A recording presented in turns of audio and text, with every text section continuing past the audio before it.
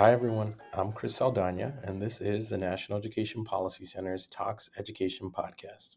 In this month's podcast, we spoke with Dr. Kevin Welner and Robert Kim. Kevin is a research professor at the University of Colorado Boulder School of Education and the director of the National Education Policy Center.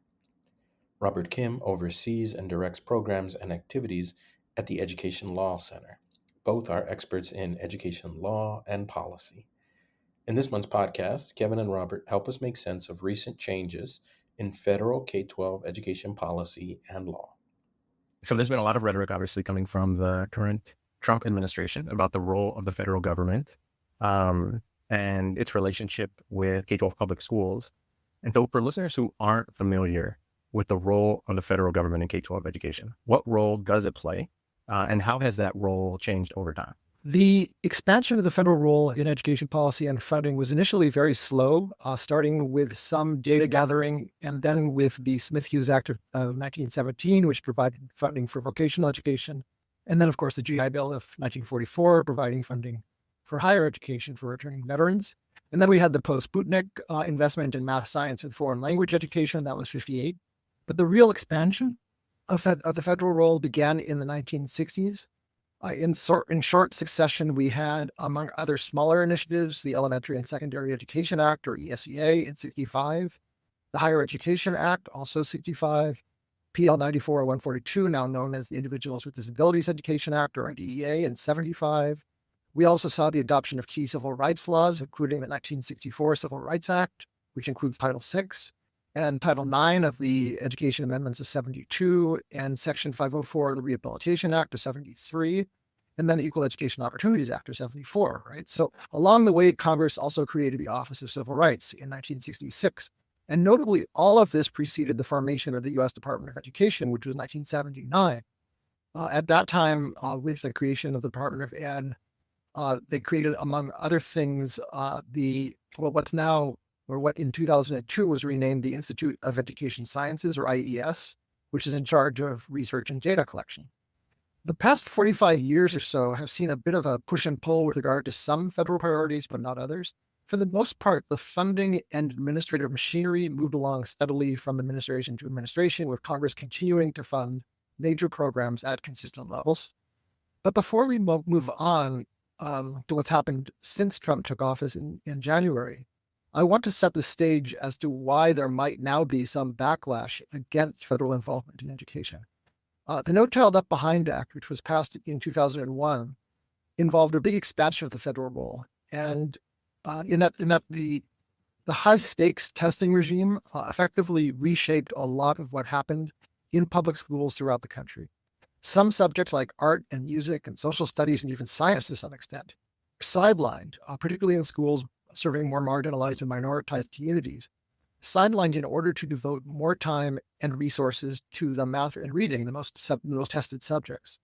And those math and English language arts classes were themselves restructured to spend more time preparing students to do well on test questions.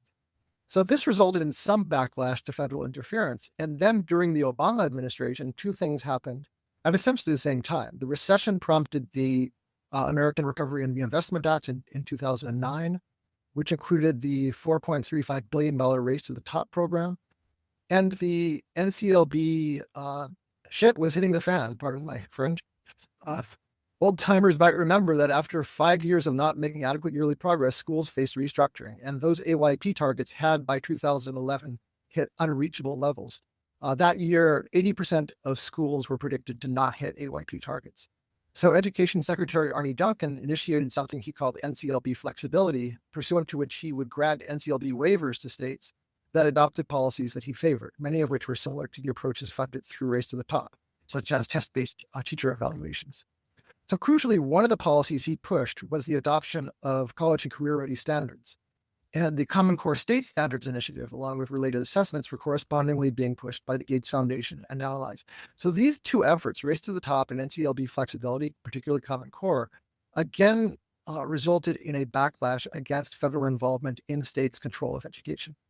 Congress, for instance, responded by including a provision in the new the law that replaced NCLB, the Every Student Succeeds Act, that essentially repeats other statutory language that already had been on the books, prohibiting the Department of Education from meddling in local curriculum decisions. I think that that's all crucial context to Trump's statements about dismantling the Department of Education and returning education to the states. As I hope we'll discuss, that's really not what he's doing. In key ways, he's been expanding the federal reach into all sorts of areas and interfering with local decision making. So, Bob, let me turn to you. What are some of the changes that the current administration has made to the federal role in K-12 public education, and what are the justifications for these changes?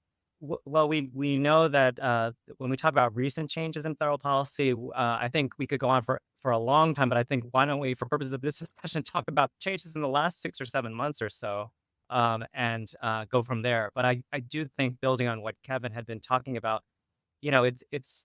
it's fair to say, notwithstanding the more recent policy changes through the last couple of administrations, including Democratic ones preceding Trump, or in between Trump 1.0, it's fair to characterize a relatively recent federal involvement in education as being primarily dedicated to helping what we sometimes call at-risk youth, underserved populations, students living in poverty or close to the poverty line. The entire federal apparatus, notwithstanding more recent policy changes that were more accountability edged, was dedicated to really helping underserved students. So when we talk about recent federal education changes, education policy changes, we have to focus thinking about the last 8 months or so as doing a couple of really big things to damage that long-term legacy and that long-term federal role of helping underserved students. We have to talk about, I think, first and foremost, the dismantling of the Federal Department of Education. My organization, Education Law Center, is involved in one of the lawsuits trying to counteract or oppose that dismantling of a federal cabinet agency dedicated to advancing that federal role in education to help underserved student populations. And so the dismantling is one recent change that has is currently having and will continue to have profound impacts. Part and parcel with that dismantling is the dismantling or reductions and threatened reductions of money and resources to states and districts to support underserved or at-risk student populations. And so, we talk about the infrastructure of the federal government as one lever that's being exercised by the Trump administration, and another lever is the actual budget cuts that are being exercised by Congress and the White House. So we have and this is coming in multiple iterations, right, in stages. We have the impounded money from the 2025 federal budget that was recently restored after litigation, but was threatening at one point to cut off $7 billion of promised money this year to school districts. It has had a catastrophic effect, even though the money is coming a little bit late now, finally. Then we have the so-called One Big Beautiful Bill Act. What is it? How many B's are in that acronym? The Reconciliation Bill, which enacted a bunch of cuts in and outside of education. Really, we can talk about social welfare cuts to things around education, but that affect students and families of students. Housing insecurity now, food insecurity from the reduction in SNAP benefits, health insecurity as a result of Medicaid cuts. So these cuts really also affect the ability of students all over the country to be ready to learn. And then on top of that, we have the proposed cuts that are now being debated in Congress by the White House for this coming school year and next year. And so we now hear from the White House that there's that they want to eliminate so many programs, cut billions from federal programs meant for underserved students, and enact that as part of next year's budget. That's now being debated by Congress. The House is proposing to cut Title I, the main funding vehicle for students living in poverty in schools across the country.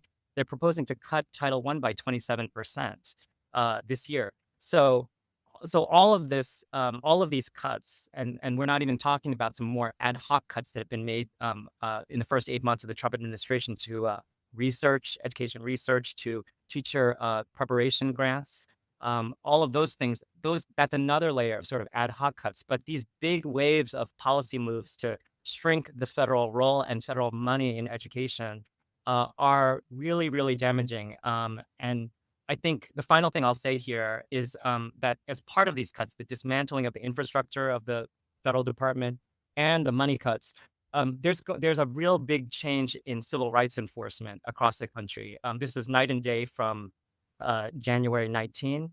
We know that as part of the federal dismantling, OCR, the Office for Civil Rights, has been critically hampered. The enforcement staff is where I used to work there, by the way. The enforcement staff's more than half cut.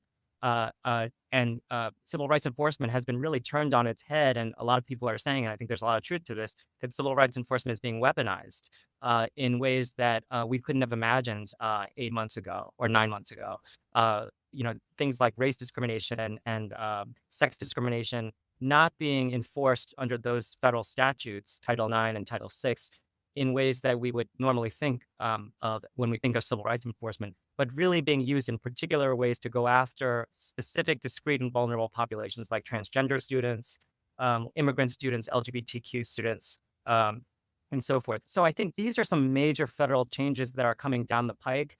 I think Kevin and I will hope to impart from this discussion why this is happening. Kevin already mentioned some of the themes, but it really has to do with this whole notion of returning control to the states, getting the federal government out of the business of education, and really a push toward privatization of education and moving away from equity-focused policies as part of the federal role. So I think those are some motivations behind some of these recent policy changes. That another big part of the Reconciliation Act is this program to create tax credited. It's kind of the terminology is problematic, but we refer to it as the SGO program. You'll also hear people refer to a school choice or voucher program. SGO program is probably the most accurate. But what SGO stands for Scholarship Granting Organization. And what the idea is that anyone who owes $1,700, individuals who owe $1,700 to the federal government, can divert that $1,700 to these organizations, these nonprofits called SGOs, that then package the money and provide them to students. And the money can be used for the broad scope of the law is written to include everything that the Coverdell scholarships, Coverdell accounts can cover, which includes private school tuition, but also includes several other things. There's a lot going on right there. The money wouldn't start flowing until the end of at the beginning of 2007. But 27, right? Yeah, 2027. Sorry.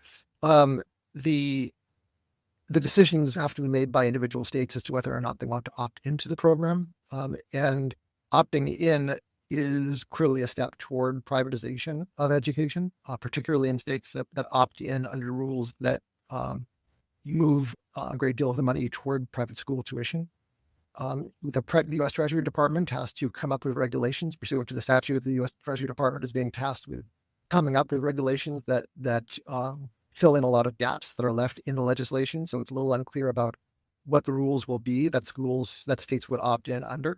But that shift toward privatization with clear implications for loss of statutory protections for vulnerable populations, that's a big thing that I think a lot of us in education aren't talking enough about right now. I want to go back to a point that you made, Kevin, at the end of your response around the frustrations that happened after No Child Left Behind and after Race to the Top, because you made this point about whether what we're seeing now is aligned. The changes that we're seeing now in terms of the policy changes are aligned with some of those frustrations.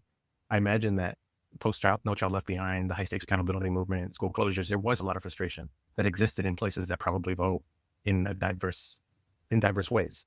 But when you think about and Bob, the policy changes that you described, when you think about the actions that the federal government is taking, and we put aside the rhetoric for a minute, is that really aligned with those maybe very real frustrations that were coming out of what maybe it could be argued was some federal overreach in terms of what schools were being asked to do and the pressures that were being put upon them? I think that the themes that Bob mentioned explain a lot more about what's going on than a sincere desire to pull the federal government away from involvement in education. If you look at what's being cut and what's being enhanced, you see a fairly clear picture of a move away from equity and a move to privatization. So, for example, if you think about the federal overreach taking place right now, which is very inconsistent with this idea of moving education decisions back to the states, think about the executive orders concerning DEI or the anti-LGBTQ, specifically anti-trans actions. Even there's a executive order threatening to withhold federal funding from schools that require students to get COVID vaccines. But just concretely, I'll give you two examples of what I'm talking about. There is an executive order called Ending Radical Indoctrination in K-12 Schooling. That was in January, so that was one of the early ones, threatening to withhold funding under Titles 9 and Title 6. From what the administration describes as, quote, gender ideology and discriminatory equity ideology, unquote, in the classroom. There was also a guidance issued on February 14th. It's been enjoined, actually, currently, but it's the guidance tried to extend the rule. If you do you remember the anti-affirmative action case, students refer admissions that came down a few years ago from the U.S. Supreme Court dealing with Harvard and University of North Carolina.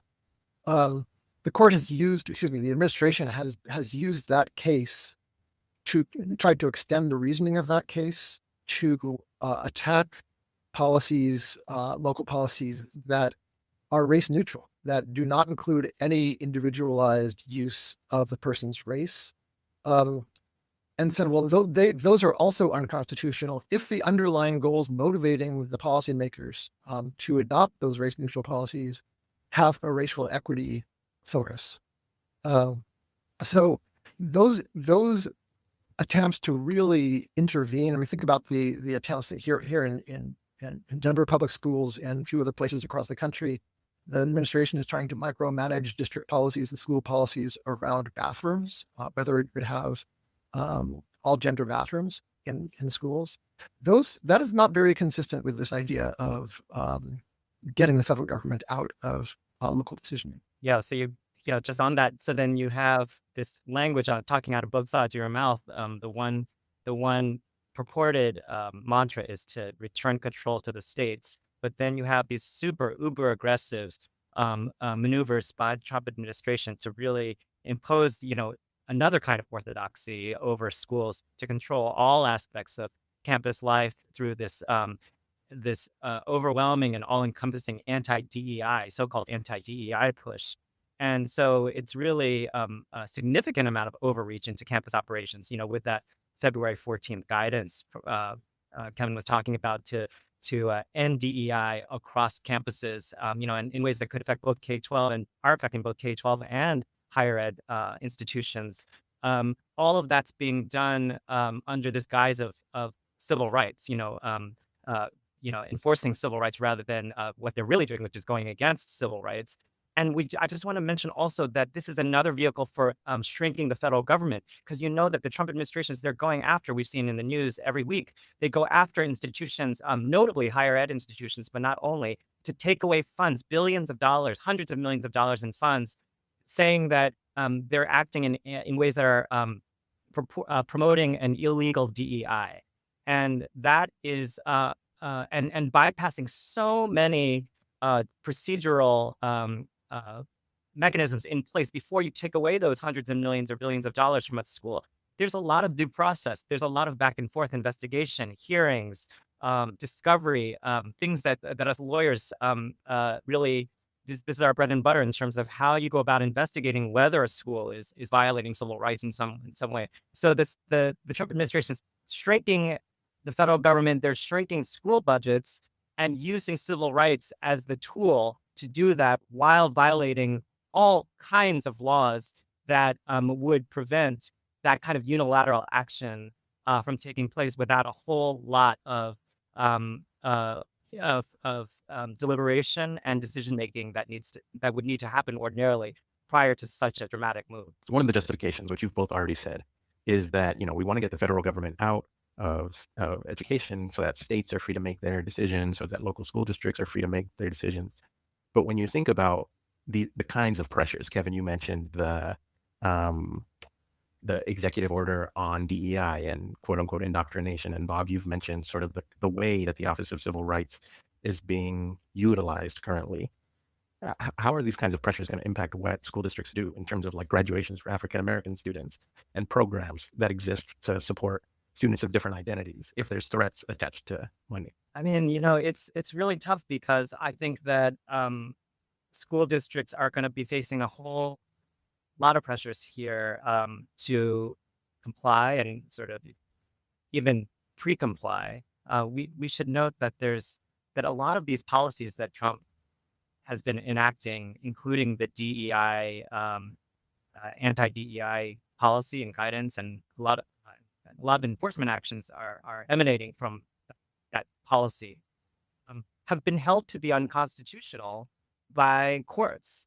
The February 14th guidance was on the same day in April ruled probably unconstitutional. I mean, it was a preliminary ruling, but in all likelihood unconstitutional by 3 separate federal district court judges on the same day, ruled that it was unconstitutional. And so, as a lawyer for a school district, you'd be it's very understandable. You'd be like, well, before we go through all these hoops and just give away the farm here in terms of what we're doing here, why don't we just we should pause and see how this plays out in the courts. But the pressures that districts are already facing, they're already suffering from budget cuts, even from before when Trump was in office. Now there's these threats and actual cuts coming down the pike, which is going to affect adequacy and equity of school budgets across the country. In the face of all of that and the wanting to not be targeted specifically by the Trump administration, because we know they are targeting individual institutions and entities for investigation. There's an overwhelming and almost understandable temptation to sort of pre-comply and to say, okay, whatever you want us to do or not do, we're going to comply, and therefore we're going to take away programs intended for certain minority populations or populations of English learners, or populations or programs, for English learners, or programs for students of other needs, or immigrant students who come from backgrounds not speaking English at home. So that's the real worry and the fear here, is that the financial pressure on top of the enforcement pressure from this administration is going to lead to a lot of pre-compliance even though courts may eventually later rule these policies to really be unlawful and should never have been enacted in the first place. There's a second type of intimidation that I think we should talk about here, and Bob touched on a really important one. But I think understanding what's going on in our schools right now requires us to also talk about what's going on with ICE. That schools, teachers, and certainly students and families and communities are all attempting to go about the business of education in this context of very strong intimidation and disruption. When we think about some of the voucher programs at the state level, whether it's Arizona or policy change that's happened in Ohio or Florida, I imagine this current change is a very small one at the federal level. But what have we seen at the state level that helps us understand how the introduction of a voucher program or a voucher-like program at the federal level might expand over time? So the way that this new program that I'm calling the SGO program, but you'll also hear referred to as the School Choice Voucher Program, the way that this policy works is that an individual taxpayer who owes $1,700 or more can donate that amount, up to $1,700, to a scholarship granting organization, which is a nonprofit created within a state. And that amount that's donated gets 100% tax credit from the federal government. So it's essentially shifting federal tax money into this program.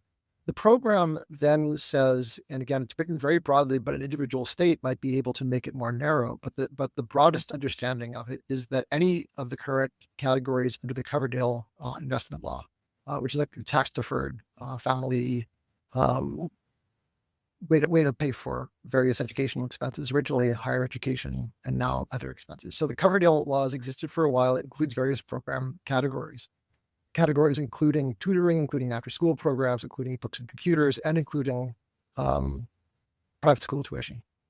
So the idea is that these SGOs, which are created and authorized within a state, then can collect taxpayer donations and then can package those donations together, those amounts together, to give the money to a family to use for any of these expenses.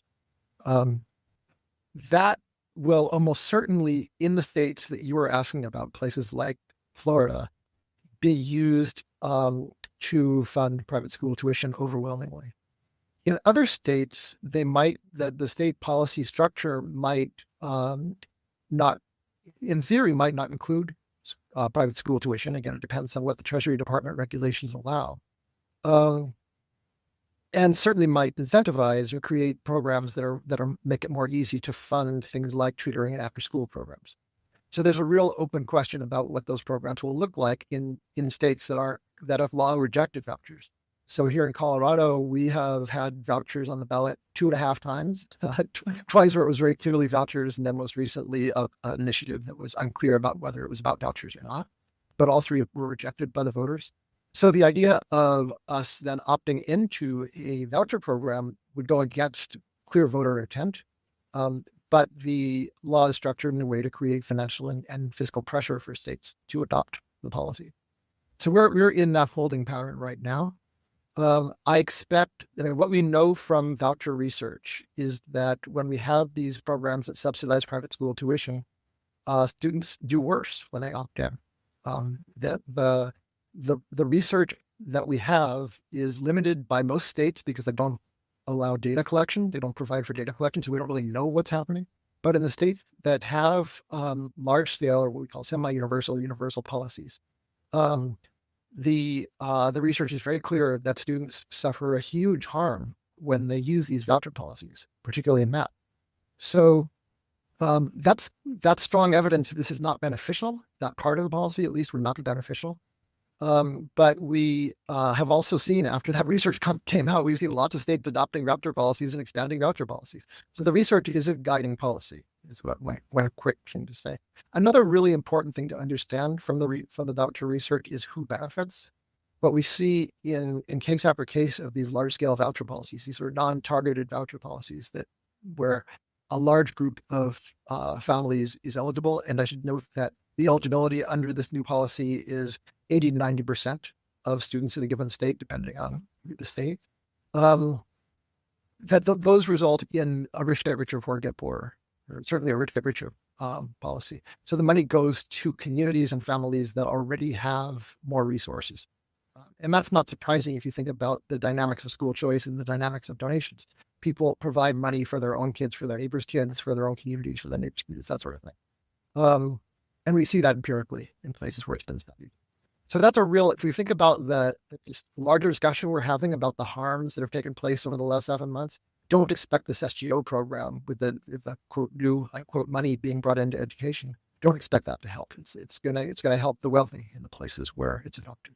Just to add to that, let's take a step back and think about what's happened with vouchers nationally at the state level. Forget about the federal program, but we've had since the pandemic it's been a 5-alarm fire with we had 0 universal voucher states 5+ years ago, say around plus or minus a year or two there, but to 18 or 19 states in the last count. It goes up every couple of months that are now where any student under a state program can take taxpayer dollars, including money meant for a public school, and go to a private school, either continue going to a private school so they don't have to have gone to a public school ever, to use that taxpayer money for a private education, or homeschooling.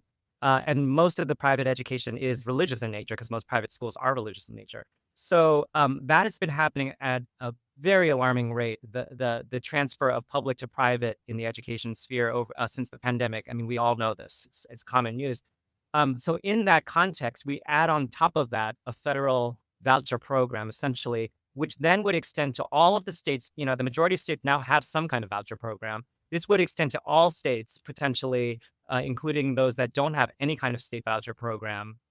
Uh, and what we've seen is that state voucher programs that begin small in nature, only meant for a certain sector of, let's say, students living in poverty or a certain income level, or students with disabilities, for example, for those small or more geographically limited voucher programs to then expand over time to become, close to being universal, where any student, not limited by geography or status, can take advantage of those funds. And so a worry here is, like, when you think about the state voucher context and the struggles we've seen in this arena, is that the federal voucher program allows for a foothold to be gained, even in those states that currently have resisted vouchers, a foothold to be gained for then there to be rapid expansion in those states, and that's at the expense of literally at the expense of public schools and maintaining public school systems across these states. There's another way that these different issues we're discussing interact. If you think about the cuts to the Office of Civil Rights, that the largest category of complaints that the Office of Civil Rights addresses are students with disabilities. And when a student with disabilities moves from a public school to a private school using one of these voucher-like plans, they lose IDEA protections. They lose most civil rights protections. And so it's sort of a double whammy for those students in terms of the infrastructure of protections and funding and procedures that have been built up to protect students with disabilities is crumbling under these changes. Yeah. And those schools, most of the private schools, as we just talked about, are religious in nature. And so with this Supreme Court and the way the law has been moving, even in the voucher space, you even have a plurality of private schools that have First Amendment rights not to follow civil rights laws, to have their own free exercise, to do what they want, to hire who they want, to accept students without disabilities who only speak English, who are not LGBTQ plus, and who are not immigrants, etc. You can go down the list, but that actually, in the way that the law is developing, as Kevin well knows almost more than anybody in the country, is that we now have this super empowered religious free exercise doctrine developing that empowers those very educational institutions that are then accepting more and more public funds to matriculate students and then be exempt from the rest of the Constitution because of the First Amendment rights that they do enjoy.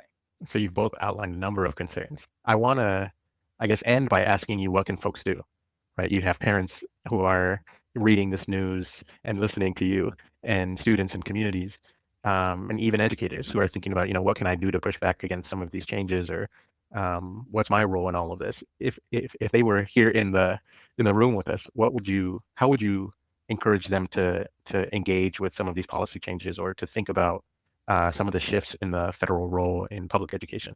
I will say, I think, look, this is a historic moment in terms of the development of this country. I don't think we've experienced in recent history the kinds of challenges that are being posed by the current federal administration, and certainly, but not limited to, the educational sphere.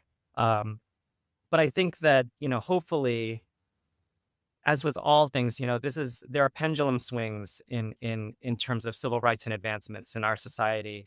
I am hopeful, and I could be very Pollyannish and naive in this regard, but I am hopeful that what we are seeing is in fact one of the last big pushes among the conservative white Christian nationalist movement to maintain and aggregate power and wealth. And that, in fact, because of the significant overreaches by this faction, which has formed an alliance with the Republican Party establishment, that we will see a pendulum swing in the other direction, and that there will be a new galvanized opposition to all of this, and there may be even ways in which in the future there could be a greater ability among the left and progressives to challenge inequality of large systems and sectors, including but not limited to education, in part because, and I don't subscribe to this, necessarily, but we will have moved away from thinking about race and identity as causes in and of themselves, but we will have been pushed by these incredible actions to think about all of the inequalities writ large structurally in our society that transcend issues like race and identity, that really go to the huge structural gaps that we have in our society that Kevin and others have written about, these ginormous opportunity gaps between the haves and have-nots in our country. So I'm hopeful that we are in a period where we're going through the worst of the worst right now, but that will eventually it will cause a momentum switch that that we will hopefully enjoy, or future generations will enjoy for some time to come. So Yeah, I mean, I think we have to be as hopeful as we can each muster. These are dark times in a lot of ways. I will circle back to something Bob said earlier to lead off, which is don't pre-comply.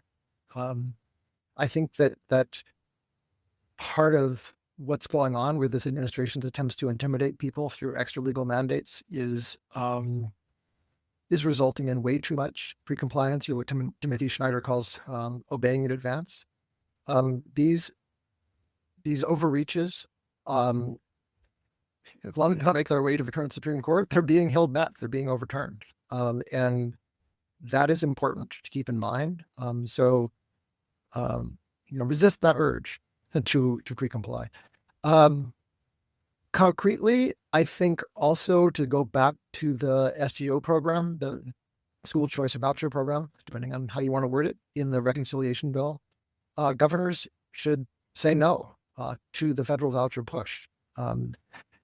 Governors in states that have not adopted vouchers in the past, that have rejected in the vouchers in the past, generally not the election of Donald Trump in the first place, probably should resist Trump's attempt to push vouchers into those states. At the very least, wait until the Treasury Department regulations come out and make it clear that if the Treasury Department's regulations don't include flexibility to shape that SGO program to avoid voucher introduction in the state, that if that flexibility isn't there, that the states will not participate. And then I would add, Bob mentioned briefly the successful pushback to the Trump administration's attempt to impound or withhold fiscal year 25 money in education. That pushback was successful in large part because Republican senators heard from their constituents, and then Trump heard from those Republican senators saying, we need this money, put this money back. So those senators haven't often used their power to push back, but they can, and constituents should speak to their senators, perhaps particularly Republican senators, to let them know how important education is in their states. We know that Title I money, for example, provides a greater proportion of education money in red states than in blue states. So there are constituent concerns that should be heard. And then I think there's an important role that we all have in terms of telling our stories. So states need to document the harmful impact of cuts in their jurisdictions. That storytelling by states and by individuals within the states is important for people like Bob, who are engaged in active litigation, and also for people engaged in policy advocacy. Tell stories, tell personal stories in public groups, on social media, and through traditional media. I think those stories need to be heard in order for people to understand really concretely what these cuts are doing. Thank you, Kevin and Bob, for being on this month's podcast. As always, we hope you're safe and healthy. And remember, for the latest analysis on education policy, you should subscribe to the NEPC newsletter at nepc.colorado.edu.